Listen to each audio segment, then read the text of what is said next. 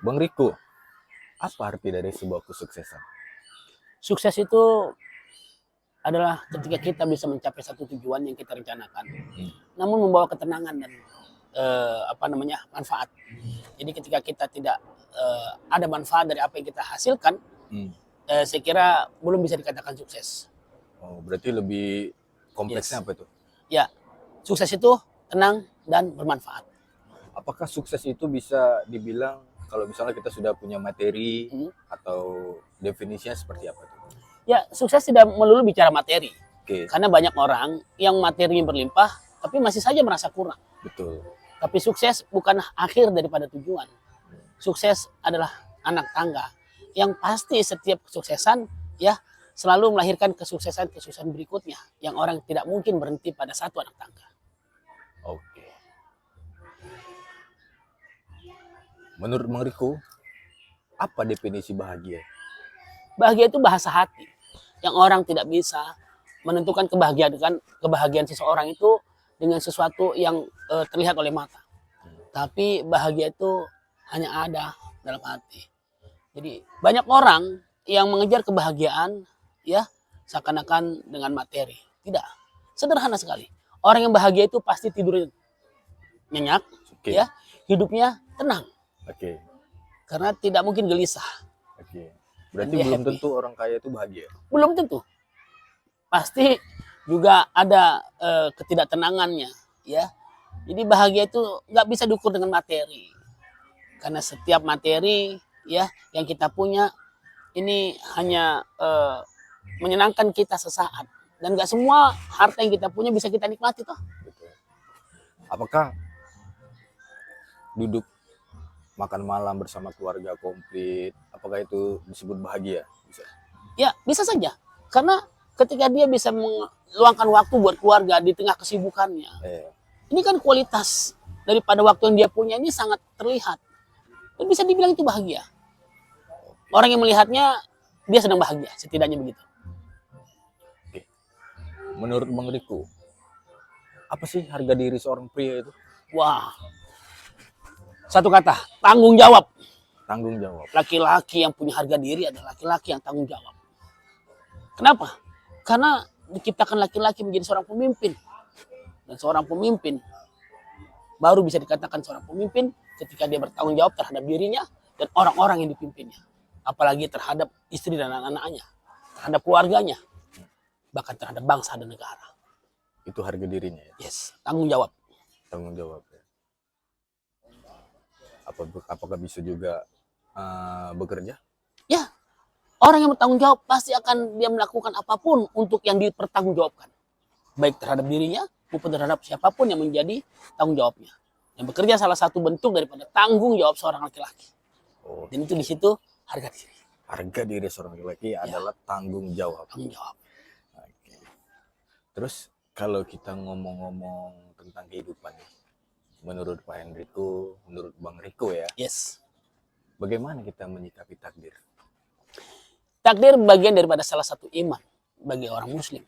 Ya, percaya terhadap takdir adalah mutlak, tidak boleh ya ada sedikit pun keraguan terhadap takdir. Apa itu takdir? Adalah segala ketentuan dan ketetapan Allah Subhanahu wa taala, Tuhan yang Maha Kuasa terhadap siapapun ciptaannya, termasuk kita. Oke. Nah, bagaimana sekarang kita menjemput takdir? Karena kadang ya takdir itu ada yang membuat orang tuh ketika menerimanya kurang happy, kurang siap. Tapi percayalah, apapun takdir kita, selalu ada hikmah di balik itu semua. So, ya nikmati saja takdir itu. Tadi Bang Riko bilang kita menjemput takdir. Yes. Bukannya takdir itu sudah ada? Ya. Kenapa harus kita jemput?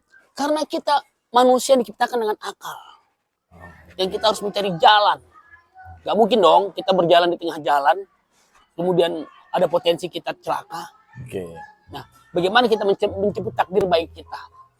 Jadi kita dikasih kesempatan ya untuk berikhtiar sekaligus berdoa agar semua takdir yang kita nanti dapatkan adalah takdir yang menghadirkan kebaikan buat kita semua. Tapi saya percaya, apapun takdir saya yang baik saya tidak rencanakan maupun yang saya rencanakan adalah kebaikan buat kita.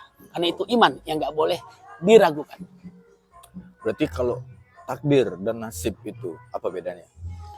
Saya kira ini dua kata yang berbeda, tetapi maknanya tidak terlalu jauh. Ya. Oke. Kadang nasib itu orang bicara nasib itu sesuatu ya sudah nasib. Tidak.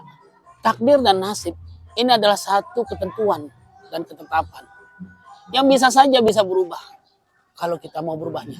Karena memang Tuhan Allah Subhanahu Wa Taala ini tidak akan merubah nasib satu kaum kalau dia tidak mau merubahnya. Betul. Betul. Jadi ikhtiar dulu saja. Bahwa nanti apapun yang terjadi dan kemudian ditetapkan oleh Allah Subhanahu Wa Taala itulah yang terbaik buat kita. Berarti saya ambil contoh, kita lahir nasib kita menjadi orang miskin. Saya kira itu bukan satu akhir daripada fase kehidupan kita. Oke. Miskin kaya selama di dunia ini adalah proses, bukan akhir. Proses ya. Oke, Bang Riko. Terus saya lihat Bang Riko ini setiap hari berolahraga ya.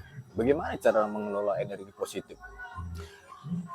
Olahraga adalah bagian dari cara saya mengelola energi positif. Kenapa? Karena di dalam olahraga saya bisa merefleksikan pikiran saya, kemudian bisa mengendorkan ketegangan-ketegangan saya. Meskipun badan dan raga ini terlihat lelah karena kita berolahraga, tetapi energi positif itu akan lahir dan energi negatif akan berkurang. Jadi salah satu cara untuk bisa melakukan sesuatu yang lebih optimal adalah dengan fisik yang kuat. Kerja keras itu dengan fisik yang kuat.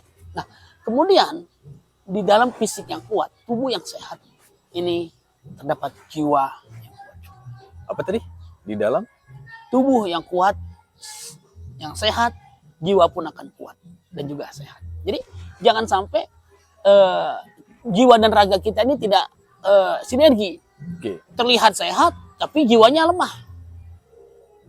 Juga sebaliknya, terlihat sakit, ya tetapi memang saya lebih baik sebagaimana daripada lagu kebangsaan kita, bangunlah jiwanya. Bangunlah raganya. Mantap. Oke. Enak nih kita ngobrol-ngobrol kayak gini ya, Bang Riko Kita ya. sambil minum dulu kayaknya. Sambil minum dulu ya, kopi. Iya.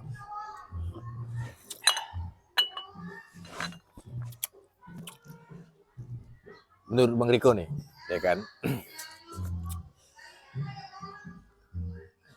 Nikah dulu atau mapan dulu? Saya kira tidak ada syarat utama ketika kita mau menikah harus mapan. Karena mapan juga tidak hanya materi, Oke. tapi mapan ilmu. Bahwa menikah harus dengan ilmu, bukan dengan uang, dengan materi semata. Dengan ilmu. Apa yang dimaksud dengan ilmu?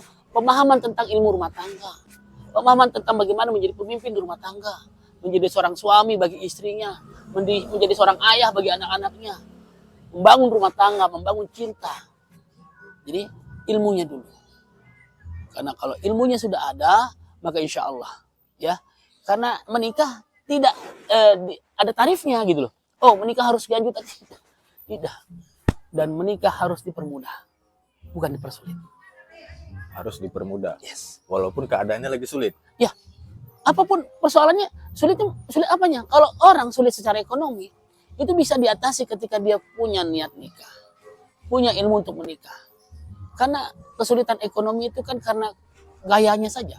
Pengen pesta lah, pengen inilah, pengen itu kan gaya. Oke. Yang sebenarnya mempersulit diri sendiri, bukan situasi yang sulit, mempersulit. Tapi kan lawannya kan pikiran, Bang Riko. Yes. Contoh, kalau misalnya kita jadi seorang cowok, ya pasti kita kan banyak memikirkan hal. Sebelum kita menikah, kita memikirkan nanti tinggal di mana, Yes. bisa nggak Yes. aku menafkahi dia, Yes. seperti itu ya kan. Nanti ketika punya anak, gimana biaya untuk sekolahnya, Yes. pasti kan ada pikiran-pikiran seperti itu. Yes. Bagaimana Bang Riko menanggapi? Dan memang itu harus dipikirkan. Karena kita orang yang punya akal. Oke. Segala sesuatu yang ingin kita capai, kita harus memikirkan itu. Tapi bukan menghambat untuk kemudian menikah. Kan kita persoalan sekarang kita belum menikah. Oke. Kenapa kita harus takut pada sesuatu yang belum terjadi? Oke. Kan gitu. Berarti kita tidak boleh takut pada sesuatu yang belum terjadi. Ya, jangan pernah berhenti melangkah sebelum memulai untuk melangkah. Jangan pernah menyerah sebelum memulai untuk melangkah. Jadi pernikahan ini, kalau saya dulu pernah tanya, masih makan apa? Pertanyaan yang ngasih makan saya juga bukan saya kok. Iya, betul. Gitu. Ngasih makan apa? Kan nggak mungkin juga saya kasih makan batu. Wong, saya juga yang ngasih makan saya, bukan saya. Dan saya yakin percaya, orang yang menikah pasti akan diberikan kelebihan rezeki. Karena rezeki satu orang dengan rezeki dua orang berbeda. Dan nggak mungkin istri kita, ya dalam hal ini pasangan hidup kita, nggak mungkin. Dia juga ya berdiam diri. Karena dia sudah menjadi bagian dari kehidupan kita, menjadi belahan jiwa kita, maka segala sesuatu dijalankan berdua, bersama-sama. Jadi yang tadinya berat kalau sendiri, begitu berdua menjadi ringan. Oke. Tapi pasti apa ya, cobaan-cobaan itu pasti ada ya. Pasti. Cobaan itu bukan hanya untuk orang yang menikah. Ya, cobaan juga bagi orang yang belum menikah. Dan siapapun pasti ada cobaannya. Nah, setelah ilmunya kita dapat tentang bagaimana nanti berumah tangga, niat. Ini menikah untuk apa? Oke. Niat menikah Iya. untuk apa? Iya. Kalau Anda membangun hubungan dengan seorang wanita, pertanyaannya, mau dibawa kemana hubungan kita? Oke. Ini kan sebuah realita kehidupan. Kita berani membangun hubungan di luar nikah, tapi ketika bicara nikah kita nggak berani menyatakan mau dibawa kemana hubungan ini. Seru ya. Yes, banyak orang berani membangun hubungan di luar nikah, padahal nggak jelas tujuannya mau kemana. Sementara menikah jelas tujuannya mau kemana, membangun rumah tangga, membangun peradaban manusia melalui rumah tangga, tapi nggak berani.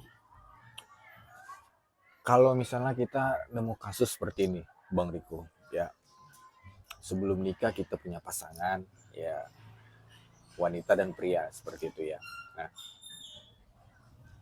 di satu sisi si prianya ini mungkin ekonominya kurang bagus, seperti itu. Tapi si perempuannya senang, berlebihan seperti itu kita bilang. Nah, tapi si perempuannya cinta nih sama si pria. Nah, tapi ada satu sisi orang tua si wanita ini menghalangi. Itu bagaimana menurut Bang Riko? Saya kira ini persoalan di laki-laki ya.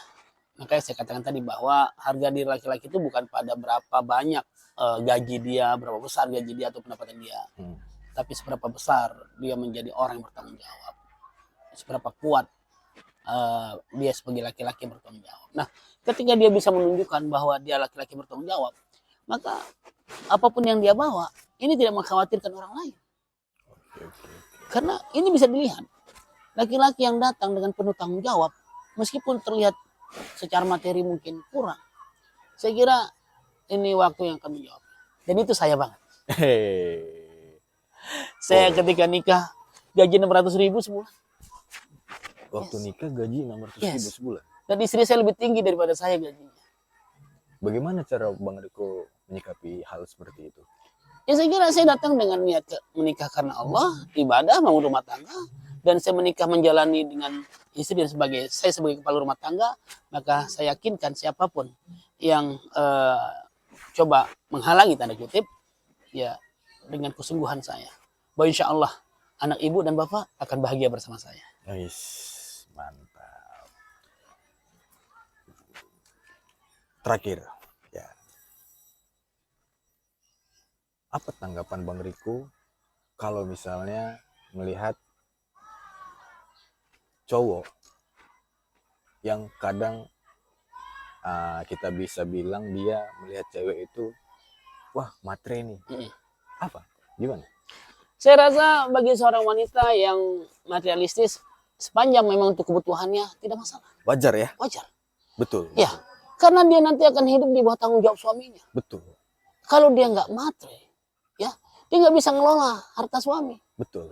Seorang wanita yang matre dalam tanda kutip yang positif, dia akan bisa mengelola harta suami. Yang diberikan oleh suami bisa dia manfaatkan. Bahkan yang terlihat kurang bisa menjadi cukup, bahkan bisa lebih. Karena orang yang materialistis ini bukan orang yang semata-mata kemudian berfoya-foya, menghamburkan uang. Tidak. Kalau kita mau tarik positif kata-kata materialis, ya adalah orang yang membutuhkan suatu perbendaharaan, ya atau kekayaan, tetapi untuk kebutuhan yang memang bisa dimanfaatkan oleh gitu. Ya, tata kelola keuangan gitu ya. Ini juga penting dan itu harus Saya kira wanita itu semua memang membutuhkan sikap itu karena dia hidup di bawah tanggung jawab suami. Oke. Wah, seru ya, Bang Riko. Seru.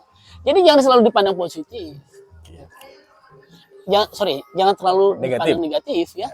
Bahwa materialis itu selalu negatif, tidak.